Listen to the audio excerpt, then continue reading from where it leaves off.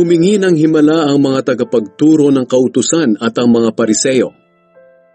May ilang mga tagapagturo ng kautusan at mga Pariseo na nagsabi kay Jesus, "Guro, pakitaan niyo kami ng isang himalang magpapatunay na sugo nga kayo ng Diyos."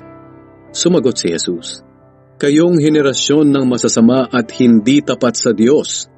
Humihingi kayo ng himala, pero walang ipapakita sa inyo maliban sa himalang katulad ng nangyari kay Propeta Jonas. Kung paanong nasa tiyan ng dambuhalang isda si Jonas sa loob ng 3 araw at 3 gabi. Ganoon din naman ang mangyayari sa akin na anak ng tao.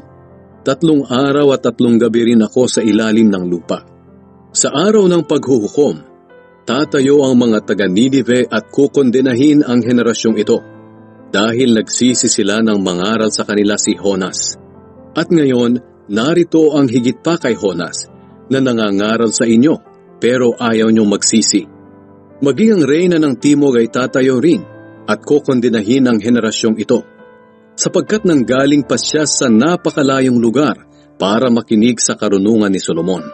At ngayon, narito ang higit pa kay Solomon, pero ayaw ninyong makinig sa kanya.